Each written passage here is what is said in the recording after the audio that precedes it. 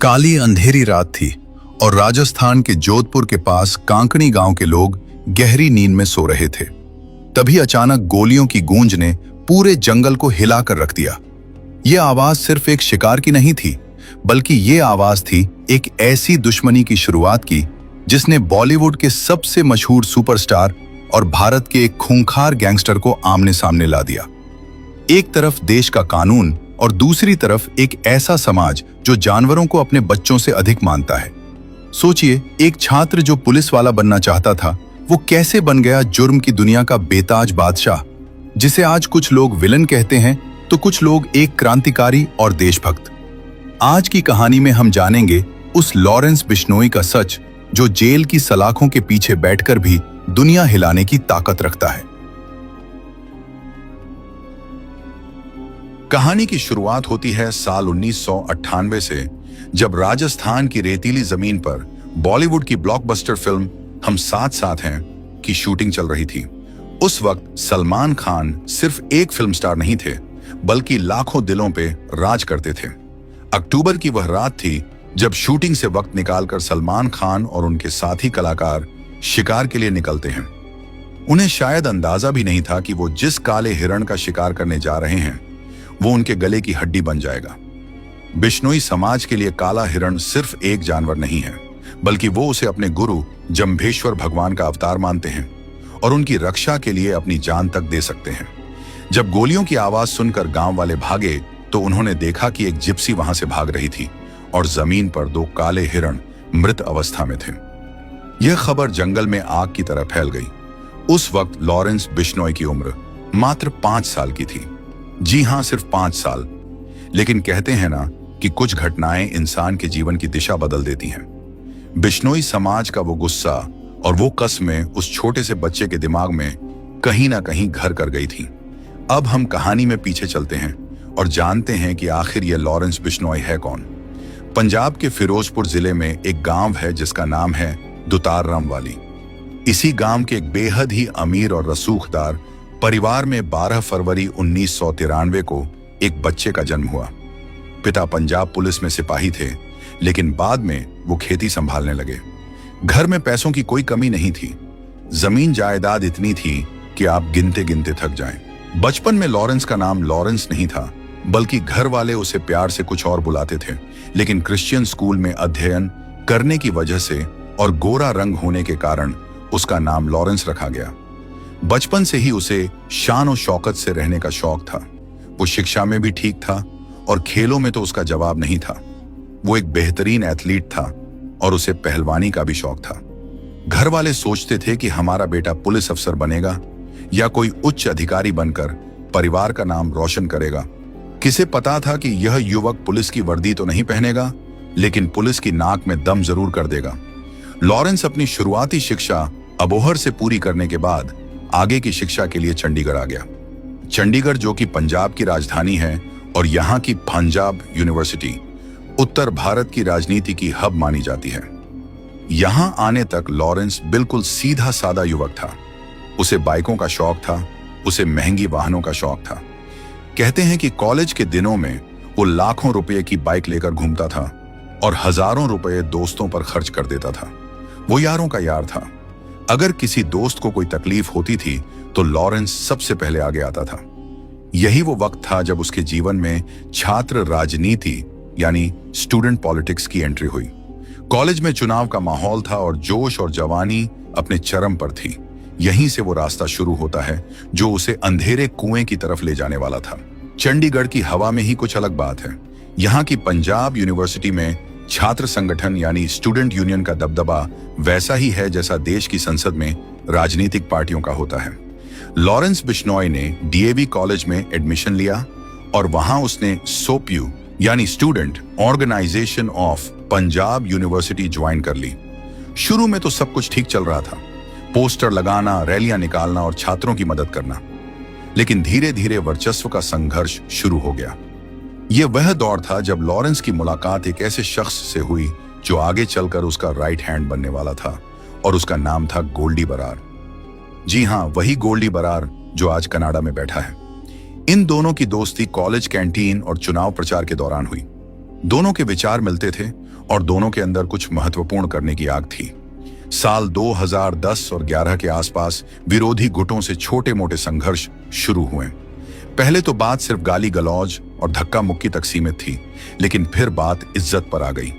कहते हैं कि जवानी में जब खून गर्म होता है तो इंसान परिणाम की परवाह नहीं करता। लॉरेंस छात्र संघ का अध्यक्ष बनना चाहता था, लेकिन विरोधी गुट ने उसे चुनाव हारने पर मजबूर कर दिया, या यूं कहें कि राजनीति के दांव पेंच में वो उलझ गया। बस यही वो पल था जब एक स्टूडेंट के हाथ में कलम की जगह हथियार आ गया। पहली बार जब लॉरेंस के खिलाफ एफआईआर दर्ज हुई तो वो महज एक मामूली विवाद की थी। उसने विरोधी गुट की वाहनों में आग लगा दी थी। पुलिस ने उसे गिरफ्तार किया, लेकिन वो जल्द ही जमानत पर बाहर आ गया। जेल की हवा ने उसे सुधारा नहीं, बल्कि और भी ज्यादा निडर बना दिया। उसे लगने लगा कि सिस्टम से लड़ने के लिए पावर चाहिए, और वो पावर उसे बंदूक की नली में नजर आई। धीरे धीरे उसके नाम के आगे कई और केस संलग्न होते गए। मारपीट, हत्या का प्रयास और जबरन वसूली। अब लॉरेंस सिर्फ एक छात्र नेता नहीं रह गया था, बल्कि वो एक उभरता हुआ गैंगस्टर बन चुका था। उसके साथ युवाओं की एक विशाल संख्या शामिल होने लगी थी। कॉलेज के युवक उसे अपना भाई, अपना मसीहा मानने लगे थे। वो उनके विवाद सुलझाता, उन्हें प्रोटेक्शन देता, और बदले में वो उसके लिए जान देने को तैयार रहते। यही वो समय था जब उसने अपना नेटवर्क बनाना शुरू किया। उसने पंजाब, हरियाणा और राजस्थान के लोकल अपराधियों से संपर्क साधा। गोल्डी बरार के साथ मिलकर उसने एक ऐसा प्लान तैयार किया जिससे वो पुलिस की गिरफ्त से दूर रहकर भी अपना काम कर सके। साल 2014 आते आते लॉरेंस बिश्नोई का नाम पुलिस फाइलों में टॉप पर आ गया था। एक बार पुलिस कस्टडी से भागने की कोशिश के दौरान वो पकड़ ढहा गया, लेकिन उसने हार नहीं मानी। उसका खौफ इतना फैल गया था कि प्रमुख व्यापारी और बिल्डर उसके नाम से कांपने लगे थे। लेकिन असली खेल तो अब शुरू होने वाला था, क्योंकि अब वो जेल जाने वाला था, और जेल ही उसका नया ऑफिस बनने वाली थी। जेल को आमतौर पर सुधार गृह कहा जाता है, जहां अपराधियों को सुधरने का मौका मिलता है। लेकिन लॉरेंस बिश्नोई जैसे लोगों के लिए जेल एक सुरक्षित पनाहगार और नेटवर्किंग का अड्डा बन गई। जब उसे गिरफ्तार करके जेल भेजा गया तो पुलिस ने सोचा कि अब शांति हो जाएगी, लेकिन हकीकत इसके बिल्कुल उलट थी। जेल की चारदीवारी के अंदर से लॉरेंस ने अपना सिंडिकेट चलाना शुरू कर दिया। आप सोच रहे होंगे कि यह कैसे संभव है। मोबाइल फोन और इंटरनेट ने जेल की सलाखों को बेअसर कर दिया था। लॉरेंस जेल के अंदर से ही अपने गुर्गों को निर्देश देता था। वो व्हाट्सएप, सिग्नल और टेलीग्राम जैसे ऐप्स का इस्तेमाल करके फिरौती मांगता और हत्याओं की साजिश रचता। उसका नेटवर्क इतना मजबूत हो गया था कि पंजाब, हरियाणा, राजस्थान, दिल्ली और हिमाचल प्रदेश तक उसके तार फैल गए। कहा जाता है कि उसके गैंग में 700 से भी ज्यादा शूटर्स शामिल हैं, जो उसके एक इशारे पर किसी को भी मौत की नींद सुला सकते हैं। जेल में रहते हुए उसने दूसरे प्रमुख गैंगस्टर्स के साथ हाथ मिलाया। उसने जग्गू भगवानपुरिया और काला जठेरी जैसे कुख्यात अपराधियों के साथ गठबंधन किया। यह गठबंधन इतना खतरनाक था कि पुलिस प्रशासन के हाथ पांव फूल गए। लॉरेंस बिश्नोई की एक और खासियत थी जो उसे बाकी अपराधियों से अलग बनाती थी, और वो था उसका दिमाग। वो कभी भी खुद अपने हाथ गंदे नहीं करता था। वो सिर्फ आदेश देता था और काम बाहर बैठे उसके लोग करते थे। गोल्डी बरार, जो कि शिक्षा के लिए कनाडा चला गया था, उसने वहां से विदेशी ऑपरेशन संभाल ली। अब यह गैंग इंटरनेशनल हो चुका था। जेल में बैठे बैठे लॉरेंस अपनी फोटो सोशल मीडिया पर अपलोड करवाता। उसकी तस्वीरें, जिसमें वो जेल की बैरक में महंगे पोशाक पहने हुए मूंछों पर ताव देते हुए नजर आता था, वो युवाओं के बीच वायरल होने लगी। ये एक बहुत ही खतरनाक ट्रेंड था। आज की युवा पीढ़ी जो रील और शॉर्ट्स की दुनिया में जीती है, उसे लॉरेंस का यह दबंग अंदाज पसंद आने लगा। उसे एक ब्रांड की तरह पेश किया जाने लगा। ऑरेंज टी शर्ट, माथे पर तिलक और चेहरे पर एक अजीब सी शांति। ये लुक उसका सिग्नेचर स्टाइल बन गया। उसने जेल से ही कई बार अपने इंटरव्यू दिए या अपने संदेश बाहर भिजवाए, जिसमें उसने खुद को एक साधारण अपराधी नहीं बल्कि एक क्रांतिकारी बताने की कोशिश की। वो अपने लोगों का ख्याल रखता था। अगर उसका कोई साथी पुलिस एनकाउंटर में मारा जाता या गिरफ्तार हो जाता तो लॉरेंस उसके परिवार की आर्थिक मदद करता। इस वफादारी ने उसके गैंग को टूटने नहीं दिया। पुलिस उसे एक जेल से दूसरी जेल शिफ्ट करती रही, कभी भटिंडा, कभी तिहाड़, कभी राजस्थान, लेकिन उसका नेटवर्क कभी कमजोर नहीं हुआ। हर जेल में उसके नए दोस्त बनते गए और उसका साम्राज्य विस्तार होता गया। उसने जेल को अपना हेडक्वार्टर्स बना लिया था, जहां से वो अपने काले कारोबार को ऑपरेट कर रहा था। शराब के ठेकों से वसूली, जमीन के कब्जे और केबल नेटवर्क में हिस्सेदारी से उसके पास लाखों रुपए आने लगे। यह पैसा फिर नए हथियार खरीदने और गैंग को मजबूत करने में लगाया जाता। अब बात करते हैं उस पहलू की जिसने लॉरेंस बिश्नोई को सिर्फ एक गैंगस्टर से ऊपर उठाकर एक कल्ट फिगर बना दिया है। सोशल मीडिया पर आपको हजारों ऐसे पेज और वीडियो मिल जाएंगे जहां उसे एक हीरो की तरह पेश किया जाता है। आखिर क्यों आज का युवा उसे भगत सिंह का एक रूप मानता है? क्यों उसे सनातनी डॉन कहा जाता है? लॉरेंस बिश्नोई ने बहुत ही चालाकी से अपनी इमेज बिल्डिंग की है। वो खुद को कट्टर हिंदू और गौ रक्षक बताता है। उसने कई बार अपने बयानों में कहा है कि वो नशा तस्करों और देश विरोधी ताकतों के खिलाफ है। खासकर खालिस्तानी समर्थकों के खिलाफ उसने खुलकर आवाज उठाई है। जब भी किसी खालिस्तानी आतंकवादी या समर्थक की हत्या होती है तो अक्सर लॉरेंस बिश्नोई गैंग का नाम सामने आता है। इससे राष्ट्रवादी सोच रखने वाले एक तबके में उसके प्रति सहानुभूति पैदा होती है। वो उसे एक ऐसा बाहुबली मानते हैं जो कानून से परे जाकर देश के दुश्मनों का सफाया कर रहा है। उसकी तुलना भगत सिंह से करना हालांकि एक बहुत बड़ा विवादित विषय है, क्योंकि भगत सिंह ने देश की आजादी के लिए अपनी जान दी थी, जबकि लॉरेंस पर हत्या और वसूली के आरोप हैं। लेकिन उसके समर्थक कहते हैं कि सिस्टम खराब है और लॉरेंस उस खराब सिस्टम की उपज है जो न्याय कर रहा है। वो अपनी पेशी के दौरान अक्सर भगत सिंह की फोटो वाली टी शर्ट पहने नजर आता है। यह एक सोचा समझा मनोवैज्ञानिक खेल है। वो युवाओं के जज्बातों से खेलता है। उसे सनातनी डॉन इसलिए कहा जाता है क्योंकि वो अपने हर काम को धर्म से जोड़ देता है। वो मंदिर जाता है, पूजा पाठ करता है और अपनी हर कामयाबी का श्रेय भगवान को देता है। यह विरोधाभास ही उसकी पहेली है। एक हाथ में बंदूक और दूसरे हाथ में माला। उसके समर्थकों का कहना है कि उसने कभी किसी गरीब को नहीं सताया, बल्कि अमीरों से लूटकर वो अपने लोगों में बांटता है। यह रॉबिन हुड वाली छवि उसे पुलिस और कानून की नजर में भले ही मुजरिम बनाए रखे, लेकिन जनता के एक हिस्से की नजर में उसे मसीहा बना देती है। गोल्डी बरार के साथ उसकी दोस्ती की मिसालें दी जाती हैं। यह कहा जाता है कि दोनों ने कसम खाई है कि वो अपने दोस्तों की मौत का बदला लेकर रहेंगे। जब उनके कॉलेज के दोस्त और युवा नेता विक्की मिड्डू खेरा की हत्या हुई तो लॉरेंस ने कसम खाई कि वो इसका बदला लेगा, और यहीं से कहानी में एक नया और खूनी मोड़ आया जिसने पूरी दुनिया का ध्यान खींचा। वो अपने वादों का पक्का माना जाता है। अगर उसने कह दिया कि वो किसी को मारेगा तो वो पूरी कोशिश करता है कि वो काम पूरा हो। यह जुबान का पक्का होना ही उसे अंडरवर्ल्ड में विश्वसनीय बनाता है। लेकिन हमें यह नहीं भूलना चाहिए कि कानून की नजर में हिंसा कभी भी जायज नहीं हो सकती। चाहे वजह कितनी भी बड़ी क्यों ना हो, किसी की जान लेने का हक किसी को नहीं है। मगर लॉरेंस का फैन बेस ये तर्क नहीं मानता। उनके लिए वो भाई है जो अपनी शर्तों पर जीता है। कहानी अब उस दौर में पहुंचती है जब लॉरेंस बिश्नोई ने भारत ही नहीं बल्कि दुनिया भर की मीडिया का ध्यान अपनी ओर खींचा। तारीख थी 29 मई साल 2022। पंजाब के मानसा जिले में मशहूर पंजाबी गायक सिद्धू मूसेवाला की दिन के उजाले में गोलियों से भूनकर हत्या कर दी गई। इस खबर ने संगीत की दुनिया में सन्नाटा फैल दिया। सिद्धू मूसेवाला सिर्फ एक गायक नहीं थे, वो एक यूथ आइकॉन थे। उनकी हत्या की जिम्मेदारी लेने में लॉरेंस बिश्नोई गैंग ने जरा भी देर नहीं लगाई। गोल्डी बरार ने फेसबुक पोस्ट के जरिए दावा किया कि यह हत्या विक्की मिड्डू खेरा की मौत का बदला है। इस घटना ने साबित कर दिया कि लॉरेंस जेल में बंद होकर भी बाहर खून की नदियां बहा सकता है। इस हत्याकांड में जिस तरह के आधुनिक हथियारों का इस्तेमाल हुआ और जिस सटीक तरीके से रेकी की गई, उसने सुरक्षा एजेंसियों की नींद खराब कर दी। इस घटना के बाद लॉरेंस का नाम हर किसी की जुबान पर था। लेकिन बात यहीं नहीं रुकी। लॉरेंस बिश्नोई का सबसे पुराना टारगेट अभी भी बाकी था, सलमान खान। जी हां, वही काला हिरण शिकार मामला।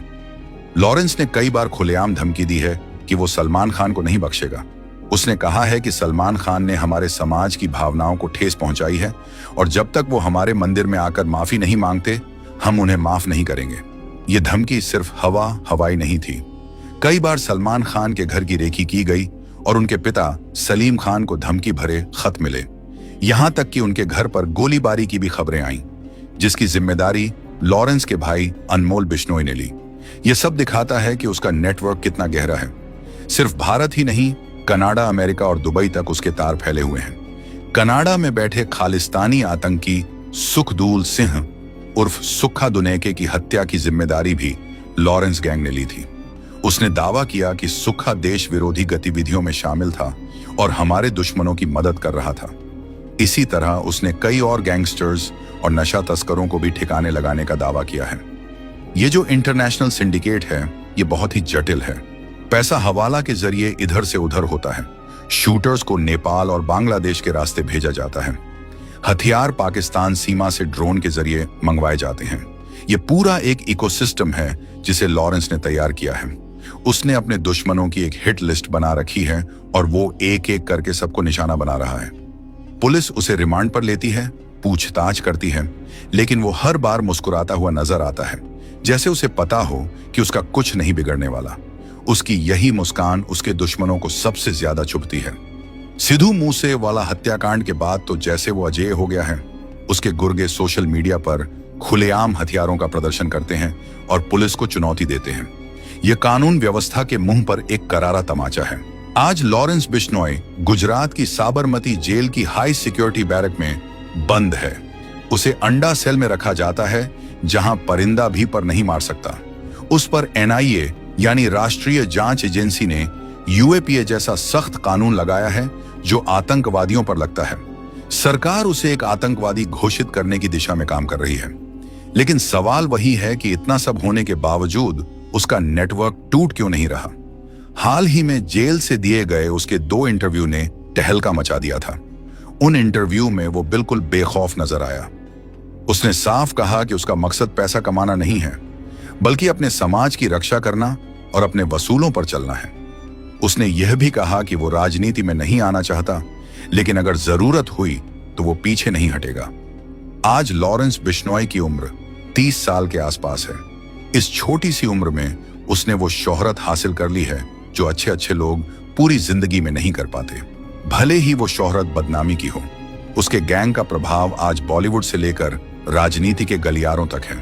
प्रमुख प्रोड्यूसर और नेता उससे डरते हैं, उनसे फिरौती मांगी जाती है। लेकिन क्या यह सब जायज है? क्या एक सभ्य समाज में ऐसे बाहुबलियों की कोई जगह होनी चाहिए? उसके समर्थक उसे हीरो मानते हैं, लेकिन उन माताओं का क्या जिन्होंने अपने बेटों को खोया है? हिंसा का अंत हमेशा बुरा होता है। इतिहास गवाह है कि बड़े से बड़े डॉन का अंत या तो पुलिस की गोली से हुआ है या फिर जेल की काल कोठरी में। लॉरेंस बिश्नोई की कहानी अभी खत्म नहीं हुई है। ये अभी भी लिखी जा रही है। हर रोज एक नया पन्ना जुड़ रहा है। क्या वो अपने मकसद में कामयाब होगा या फिर कानून का लंबा हाथ उसे पूरी तरह से कुचल देगा? क्या वो सच में खालिस्तान को खत्म कर रहा है या फिर यह सिर्फ अपनी ताकत बढ़ाने का एक बहाना है? ये तो आने वाला वक्त ही बताएगा। लेकिन एक बात तय है कि लॉरेंस बिश्नोई ने भारतीय अपराध जगत में एक ऐसा अध्याय लिख दिया है जिसे मिटाना आसान नहीं होगा। वो एक पहेली है जिसे सुलझाना पुलिस के लिए एक प्रमुख चुनौती है। कुछ लोग उसे एक गुमराह नौजवान कहते हैं जिसके पास टैलेंट था लेकिन दिशा गलत थी। अगर वो खेलों में या पुलिस में गया होता तो शायद आज देश का नाम रोशन कर रहा होता। लेकिन उसने रास्ता चुना जुर्म का, और जुर्म की दुनिया में वापसी का कोई रास्ता नहीं होता। यहां सिर्फ एंट्री होती है, एग्जिट नहीं। तो दोस्तों, कैसी लगी आपको लॉरेंस बिश्नोई की यह रोमांचकारी दास्तान? हमने कोशिश की कि आपको पूरी सच्चाई और हर पहलू से रूबरू कराएं, बिना किसी मिर्च मसाले के। अगर आपको यह वीडियो पसंद आया है और आप चाहते हैं कि हम ऐसे ही और भी सस्पेंस से भरे और जानकारी से भरपूर वीडियो लाते रहें, तो प्लीज इस वीडियो को लाइक करें और अपने दोस्तों के साथ शेयर जरूर करें। कमेंट करके हमें बताएं कि आपको इस कहानी का कौन सा हिस्सा सबसे ज्यादा चौंकाने वाला लगा और आप अगले वीडियो में किस टॉपिक पर कहानी सुनना चाहते हैं। याद रखिए, जुर्म चाहे कितना भी ग्लैमरस क्यों ना लगे, उसका अंजाम हमेशा बुरा ही होता है। कानून पर भरोसा रखें और सुरक्षित रहें। मैं हूं आपका दोस्त कुलप्रीत सिंह। मिलूंगा आपसे अगले वीडियो में एक नई और दमदार कहानी के साथ। तब तक के लिए जय हिंद, जय भारत।